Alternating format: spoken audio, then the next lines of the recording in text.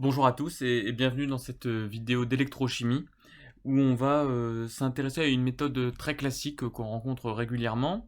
Cette méthode, on la rencontre par exemple quand on s'intéresse à un couple redox, Br2, Br-, à un autre couple redox, BrO3-, Br-. On voit que dans ces deux couples, Br- intervient et on connaît le potentiel standard de ces deux couples. Et en fait, on se demande si on pouvait trouver le potentiel standard du couple formé par Br2, BrO3-. Donc c'est la question qui vous est posée ici. À partir de la connaissance de E01 et E02, les potentiels standards de ces deux couples, trouvez le potentiel standard E03 du couple formé par BrO3-, Br2. Alors, mettez la vidéo sur pause et essayez de trouver. Et puis ensuite, on va corriger.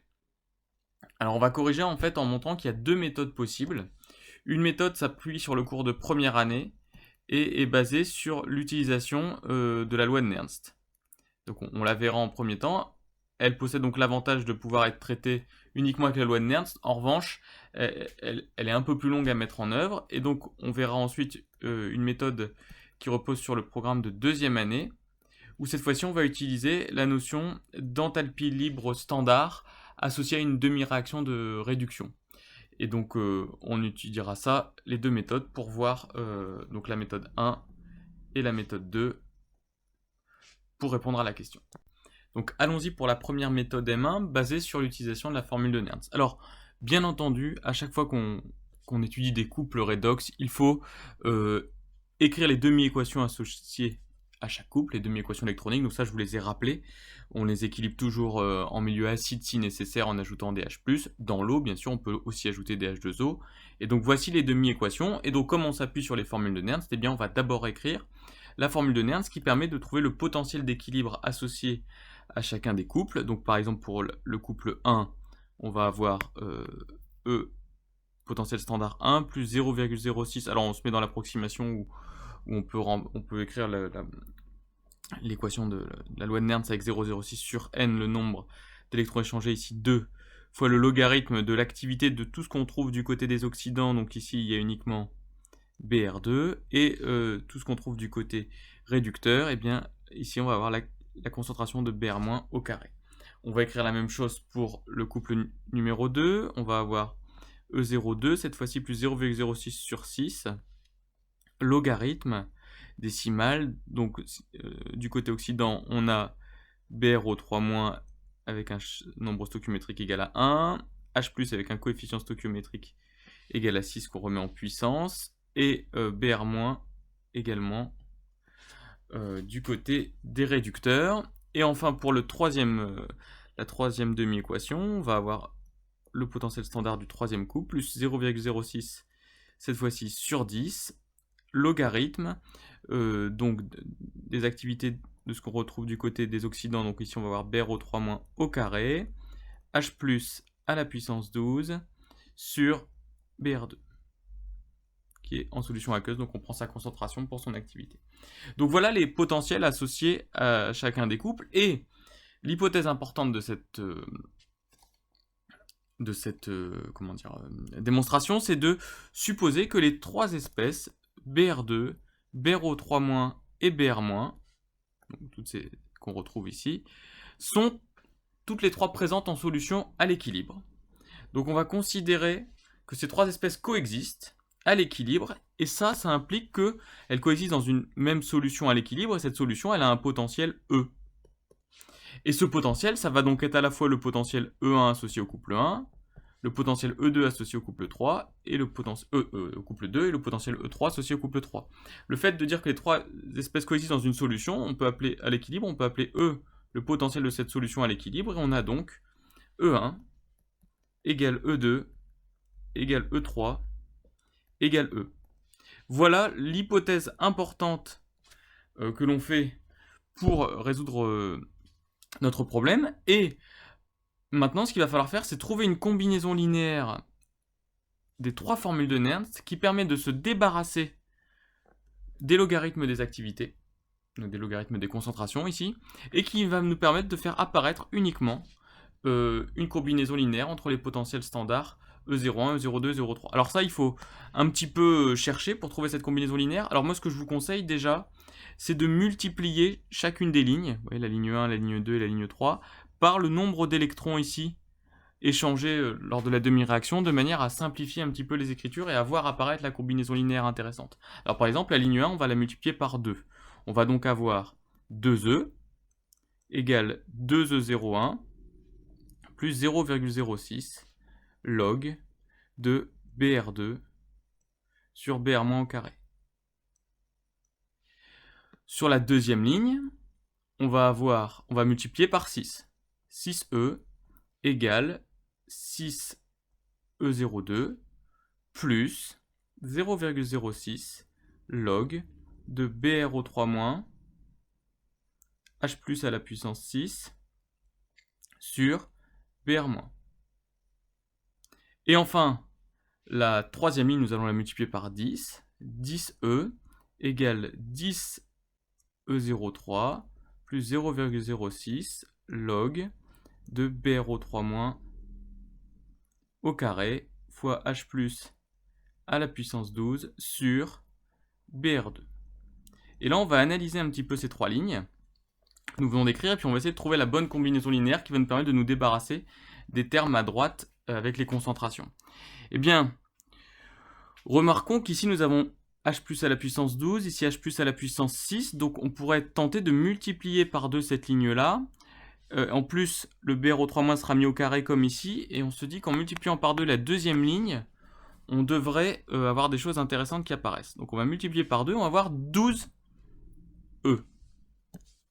12E égale 12E02 plus 0,06, et comme j'ai multiplié par 2, ça revient à mettre un carré dans le log, BR au3- au carré, H plus à la puissance 12 sur BR- au carré. Et là, on s'aperçoit que 12E, je peux aussi l'avoir en additionnant cette ligne-là avec cette ligne-là. En effet, je vais avoir 12E égale 2E01 plus 10E03 plus 0,06, et là je vais factoriser directement ce qu'il y a dans les logs, et je vais avoir le BR2 et le BR2 du numérateur ici et le BR2 du dénominateur ici qui vont se simplifier. Il va rester BR au3- au carré H plus à la puissance 12 qui vont venir de la troisième ligne. Ce sont ces deux-là qui réapparaissent. Et le BR- au carré de la première ligne qui va être ici. Le BR- au carré de cette première, on le retrouve ici. Et là, regardez. Maintenant, donc ça c'était 2 fois la ligne 2. Ça c'était la ligne 1 plus la ligne 3. Et bien ce que je vais faire, c'est que les deux sont égales à 12E. Je vais soustraire ça et ça. Et je vais m'apercevoir que 0 égale 12E02 moins 2E01 moins 10E03.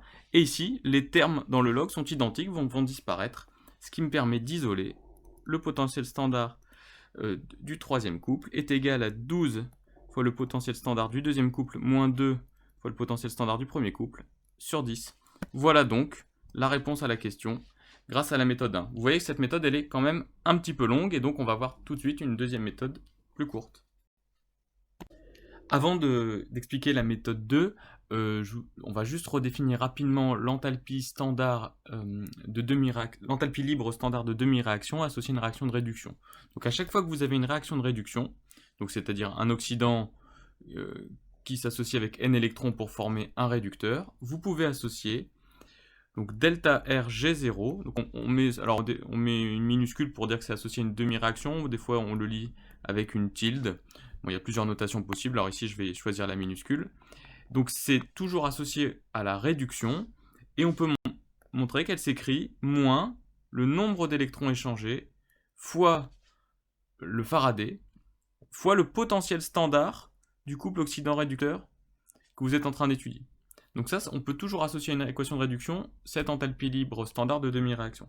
Si maintenant vous avez une oxydation, c'est-à-dire que elle serait écrite plutôt dans ce sens-là, bêta red donne alpha oxydant plus n électrons, et bien dans ce cas-là, le delta Rg0 est égal à plus NFE0 de ox red, puisque on l'a écrit dans le sens de l'oxydation. Et l'intérêt, c'est que delta RG0 suit les mêmes combinaisons linéaires que les réactions, et c'est ce qu'on va voir tout de suite.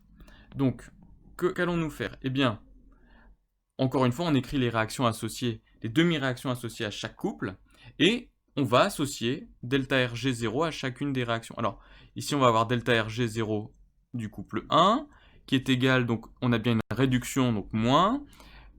Ici, 2 électrons échangés, le Faraday et le potentiel standard du couple 1. Ici, je peux associer delta RG02, qui est égal, donc on a bien une réduction, donc c'est moins, on a 6 électrons, donc moins 6, F, fois le potentiel standard du couple 2.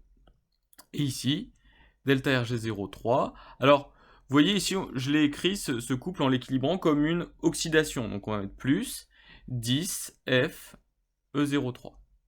Alors, quand vous écrivez, ça c'est vrai dans la méthode 1 et dans la méthode 2, quand vous écrivez les demi-équations associées à chaque couple, peu importe le sens dans lequel vous écrivez, si vous écrivez bien après l'expression du delta RG0 ou de la formule de Nernst dans la méthode 1, ça va marcher. Donc il n'y a pas d'importance dans le sens que vous choisissez pour écrire les demi-équations. Et donc voilà, on a la première étape, on associe un delta RG0 à chacune des demi-équations. Eh bien, on va chercher une combinaison linéaire, cette fois-ci, entre les réactions. Donc si j'appelle cette réaction R1, R2, R3, c'est demi-réactions, eh bien en fait, on peut s'apercevoir assez rapidement que...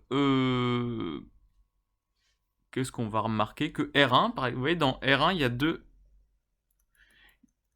deux BR- ici à droite, et BR- n'intervient que dans la deuxième demi-réaction. Donc, on sent bien que R1, ça va être 2R2, mais si on met 2R2, il va y avoir 2 BRO3- qui apparaissent, et qu'on va faire disparaître avec R3 en l'additionnant, plus R3. Alors, il faudrait l'écrire pour le vérifier, mais si vous l'écrivez, vous allez voir que tout se simplifie très bien, et que donc on a bien R1 égale 2R2 plus R3. Donc si vous voulez vous en convaincre, vous réécrivez 2R2, donc ça va faire 12H+, 12 électrons, 2Br- et 6H2O, donc ça c'est 2R2, et vous ajoutez R3, ben vous allez avoir le 2BRO3- et le 2BRO3- qui simplifient, le 12H+, et le 12H+, qui se simplifient, le 6H2O et le 6H2O qui se simplifient, et on a bien BR2 plus 2BR-, enfin BR2 à gauche, 2BR- à droite, et ici on avait 12 électrons et 10 électrons à droite, on retrouve bien les 2 électrons qui sont ici à gauche, donc ça fonctionne bien. Et alors ce qui est intéressant, c'est que cette combinaison linéaire qu'on a trouvée, elle est valable aussi pour les delta RG0. Et donc on va avoir delta RG01 égale 2 delta RG02 plus delta RG03. Et il suffit ensuite de remplacer par leurs expressions. Moins 2F, donc celle qu'on avait exprimée un petit peu plus haut, moins 2F E01 pour delta RG01 égale moins 12F E02, 2 delta RG02, plus 10F E03. Et donc, si on isole E03, on a tout de suite 12 E02 moins 2 E01 sur 10. On retrouve le même résultat qu'avec la méthode 1. Et vous apercevez qu'il faut connaître un peu plus de choses pour faire cette méthode. Mais en fait, la combinaison linéaire est beaucoup plus facile à trouver que lorsqu'on utilise les formules de Nernst. Et ce qui fait qu'en général, cette méthode est beaucoup plus rapide.